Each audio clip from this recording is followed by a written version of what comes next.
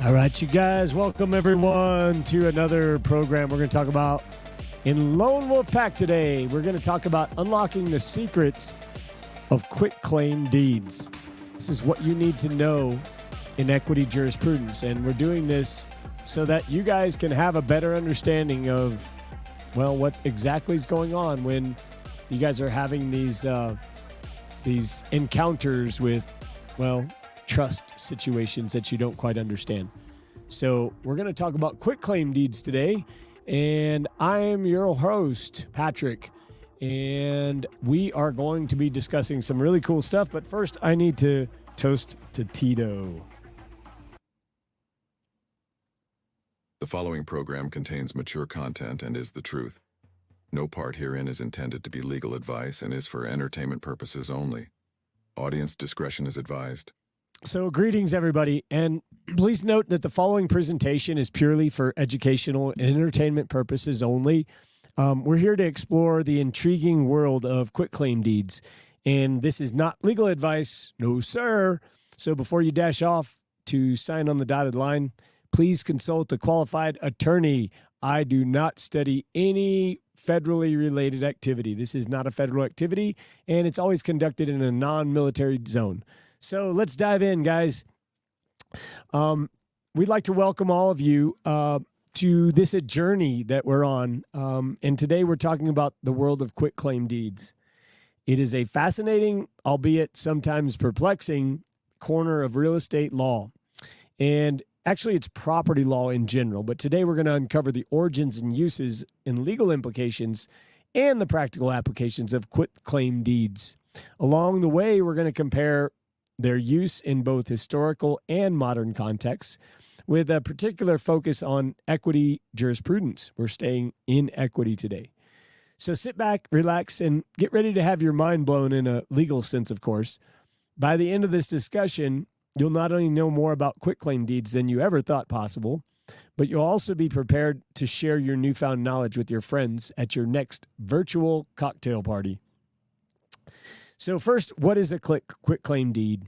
The quitclaim deed, a tool both revered and feared in the annals of real estate law and property law. At its core, a quitclaim deed is a legal document that is used to transfer whatever interest a grantor, somebody granting something, the person doing the transferring may have in a particular piece of real estate, to the grantee, the lucky recipient. But beware, unlike its more refined cousin, the warranty deed, the quitclaim deed comes with no guarantees, no warranties, and certainly no promise to live happily ever after. The grantor, in essence, the person granting, is saying, I hereby quit my claim to this property. Whatever that may be, good luck. If the grantor owns the entire property, that's great. If not, well, the grantee may end up with less than they bargained for. This makes for the quitclaim deed both useful and a risky instrument, best suited for situations where trust between the parties is high and the transaction is very simple. So, delving into the origin and to fully appreciate the power of the quitclaim deed, we must take a trip back into time in the English days of the common law. And picture it in medieval England, where land transactions were as complicated as Game of Thrones plotline. Enter the quitclaim deed, a tool designed to cut through the drama by allowing one party to simply walk away from the claim to the property, thereby making the transfer process as smooth as a freshly poured pint of ale. The term quitclaim reflects the deed's function, its legal way of saying, I'm out. This is especially handy in circumstances where the parties involved already had a relationship built on trust, or at least a mutual understanding, like as within families or among trusted allies. The quitclaim deed was the legal equivalent of a knight handing over his sword, saying, you take it from here, my friend. No fuss, no muss. Moving on in this. Give me just a second. I want to switch this so that you guys can see the the screen. Okay. So how does a quitclaim deed work? Now let's break down how quitclaim deeds work in the real world, because as much fun as medieval England was, we got to bring it back to present day. Okay. So preparation of the deed. First, the grantor, and that's the person that's doing the transferring, prepares the quitclaim deed. The document includes the names of the grantor and grantee, the person receiving, a description of the property, and all the important statement that the grantor is transferring, whatever interest that may be in the property, to the grantee. Simple, right? Well, it gets a little bit more interesting from here. Next, the grantor signs the quitclaim deed in the presence of a notary public. This step is execution, and it's crucial because it confirms the grantor's identity and it ensures that the deed is executed voluntarily. No arm twisting allowed. The deed is then delivered to the grantee, who graciously accepts it. We hope. This step completes the transfer of interest, though the grantee may be wondering what exactly they've accepted. But hey, that's part of the charm. Finally, although not always required, it is a good idea to record the quitclaim deed with the appropriate government office, like the county recorder. Recording the deed gives public notice of the transfer, and it protects the grantee's interests and helping it prevent future disputes. Given their unique characteristic, quitclaim deeds are like that versatile tool in the toolbox you don't use every day. But it comes in handy for specific jobs. Let's look at some common scenarios where quitclaim deeds shine.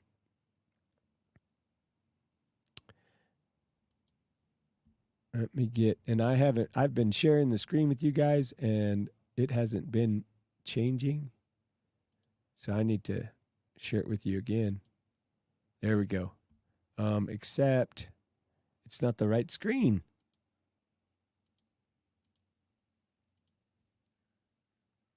There we go. This is what it should show. So it should have been changing, but it wasn't. So I apologize that. Given their unique characteristics, quitclaim deeds are like that versatile tool in your toolbox that you don't use every day, but it comes in for specific jobs.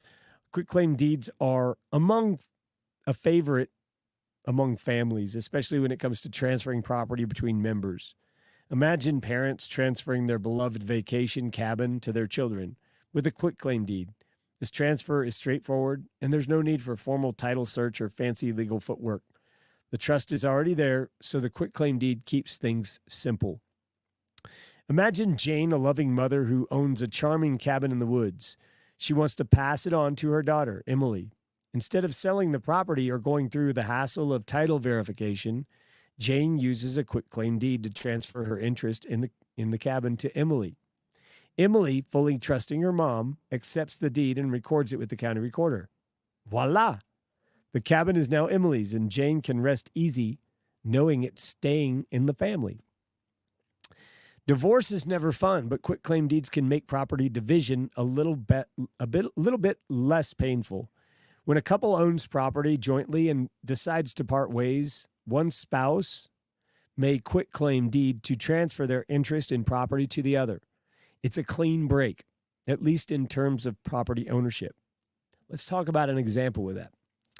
John and Sarah are calling it quits. They've agreed that Sarah will keep the house they bought together. John signs a quitclaim deed relinquishing his interest in the property to Sarah. By recording the deed, Sarah ensures that the house is now solely in her name. It's not a fairy tale ending, but at least the property side of things is settled. So, clearing title defects. Quitclaim deeds are also used to clear up title issues, such as correcting misspelling names or resolving potential claims. In these cases, the quitclaim deed acts like a legal eraser, wiping away any ambiguities in the title. For example, Mark owns a piece of property, but there's a pesky issue. The title spells his name as M-A-R-C instead of M-A-R-K. To fix this, Mark gets in touch with the original seller, who agrees to sign a quitclaim deed relinquishing any interest they might have under the incorrect name. The deed is recorded, the title is corrected, and Mark can finally move on without worrying about someone else claiming his property. And these are very common mistakes that happen.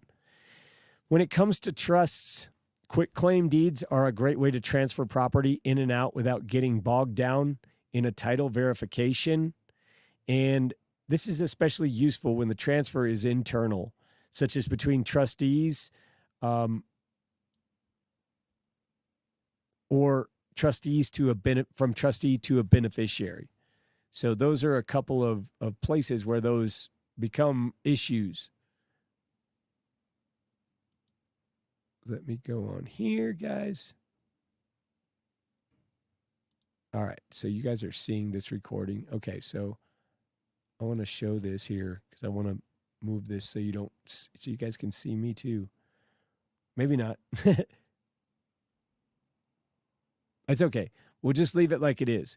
So I'm going to move and change this to, there we go. Now you guys can see. So let's move. I'm going to move on the screen. I'm going to change the view. And I'm trying to do this another simple way, but I don't know that there is one. All right, now I need to stop sharing and present again. I don't know. There's got to be a way to get around this, but I don't know how it is yet. All right, so as we continue. So there's legal considerations that are taken into account on this. At the legal side of things, where quitclaim deeds really show their true colors, while they're simple in theory, there are some important legal considerations to keep in mind. The defining feature of a quitclaim deed is its lack of warranties. The grantor does not guarantee that they have a valid title to the property, nor do they assure that the title is free from liens, encumbrances, or any other defects. The grantee takes the property as is, which can be a gamble if the title isn't clear, as it seems. Because there's no warranties, quitclaim deeds can carry inherent risks for the grantee. If the grantor doesn't actually hold valid title, the grantee could end up with nothing. And if there are liens or other encumbrances, well, those come along for the ride too. For these reasons, quitclaim deeds are generally not used in transactions where the buyer is paying market value. It's a roll of the dice. So proceed with caution when you're doing these. Recording the quitclaim deed with the appropriate government office, like the county recorder, isn't always required, but it is highly advisable. Recording the deed provides public notice of the transfer, protecting the grantee's interest and helping prevent future ownership disputes. It's like insurance for your legal peace of mind. Now let's talk about equity, where quitclaim deeds take on a whole new dimension. In the world of equity, it's not just about what's on paper, it's about fairness, justice, and the true intent of the parties involved. For those operating as a private party, which covers the judicial power extending to cases in law and equity, an equitable claim deed can be a powerful tool. It allows for transfers of property interests without creating public records that might be seen as participating in the public charitable trust. This is especially important for those who value their privacy and want to stay out of the public eye. Each state has its own legal framework governing quitclaim deeds, and it's important to know the rules of the road wherever you're driving. However, some states handle quitclaim deeds. And here's how California does it. California Civil Code 191 to 196 recognizes quitclaim deeds as valid instruments for transferring property. However, the courts have made it clear that a quitclaim deed only transfers whatever interest the grantor possesses. No more, no less. No warranties here, folks. So if somebody doesn't own something, like you couldn't convey a name because you guys don't own your name. If you had a name that you own, you could convey it, but you don't own it. So in California, private civilians can use quitclaim deeds while maintaining privacy. Just be careful that the deed doesn't inadvertently pull you into a public record obligation. So Texas Property Code is section 5.021 to 5.029, and Texas is a bit wary of quitclaim deeds, and they associate them with potential title defects like fraud. The state imposes strict requirements for recording the deeds and make sure that interests are properly documented. If you're in Texas, you'll want to navigate these requirements carefully. Use a quitclaim deed here may raise a few eyebrows. So be sure you're not drawing unnecessary attention if your privacy is your goal in Texas. Florida statute 695.01, and Florida requires that all real estate transactions, including those involving quitclaim deeds, be recorded to be effective against third parties. And the recording requirement could conflict with your desire for privacy. So just remember that. Application. So in Florida, you might need to take extra steps to keep things private, structuring the transaction through private trust or another entity to keep you out of the public eye. So in other words, moving the quitclaim deed into trust as part of trust property. New York is cool with quitclaim deeds and allows it to be recorded under Section 291 of New York real property law. Just a reminder, the deed only conveys whatever interest the grantor has, no guarantees, no problem. So in New York, using a quitclaim deed might require a little finesse to keep your name out of the public record. Consider using an LLC or private trust to keep things under wrap. And for private civilians, using quitclaim deeds while staying under radar involves a few savvy strategies. Number one is use of trusts. Using a private trust can handle property transactions is a great way to keep your name out of the public record. And the trust is the legal owner, so you can maintain the privacy. In some places, if you don't record the deed, it doesn't create a public record. And this can be risky, though, so make sure no third-party claims are likely before you go this route. Private contracts that aren't filled with or filed with public authorities can help you avoid creating a public record. Just make sure everything is properly executed under seal. And that's not the seal, the animal. That's the seal as in the seal as in the seal, like what provides them remedy. Okay. Let me share with you guys again. I'm going to share the screen again here. I'm not sure how to do it from this small window, but we'll move it. Actually, let me move this over here, and we'll make this big, and then I can present it again. I just need to select a different one. There we go. This has got to be an easier way to do this. Seriously. Okay. I think that's what you guys see.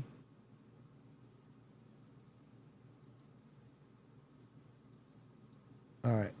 No, you don't see that.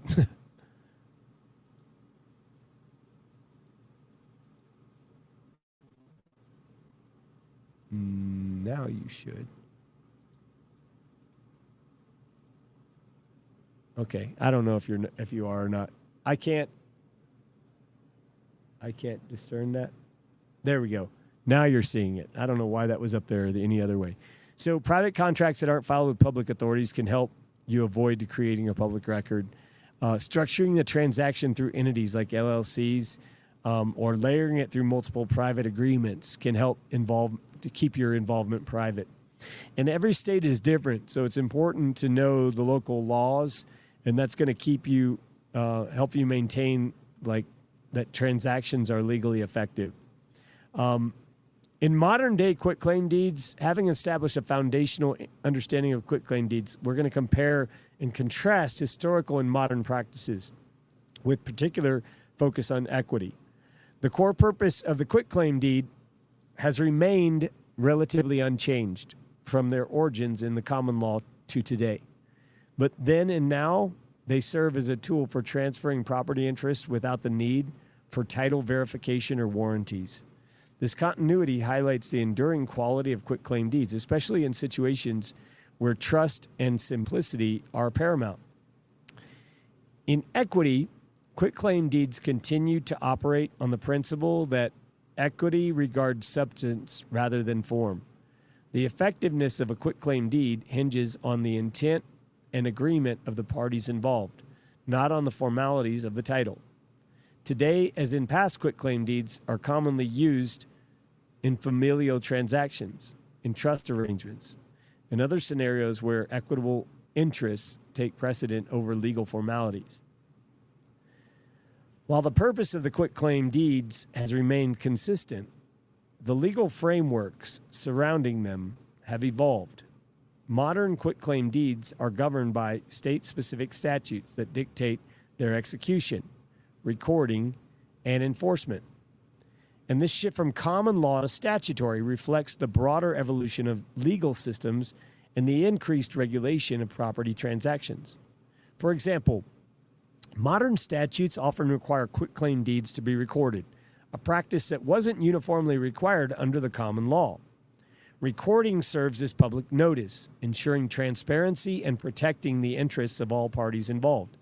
This evolution is formalized by the use of quitclaim deeds, subjecting them to greater legal scrutiny, especially in states with recording requirements that are strict.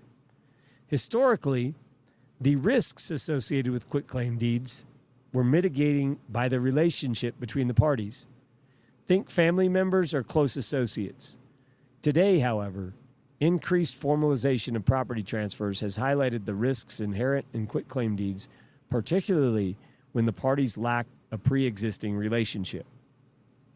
Quitclaim deeds are now viewed as riskier than other types of deeds, like warranty deeds, due to their lack of warranties and potential for undisclosed title defects. As a result, they're typically used in low-risk scenarios where trust is high or transaction is internal, such as within a family or a trust. Equity jurisprudence remains central to the application of quitclaim deeds, ensuring that fairness and justice prevail over technicalities.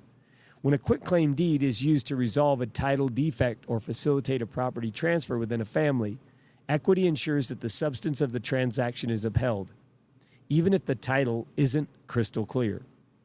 For example, if a family member uses a quitclaim deed to transfer property to a sibling, equity would prioritize the intent and agreement of the parties over any title issues. This reflects the historical roots of quitclaim deeds in English common law, where equity was often involved to resolve disputes in a manner that aligned with the parties' intentions and broader principle of justice. And there you have it, Lone Wolf Pack.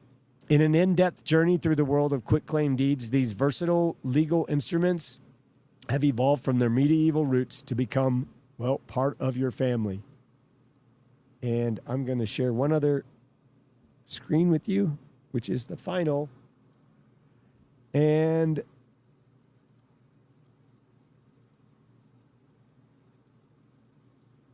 that's the final. Okay. So for private civilians, quitclaim deeds can be a powerful tool if they're used wisely. By understanding the legal framework in the different states and applying these strategies to maintain the privacy, you can use quitclaim deeds while you're keeping your affairs private and secure.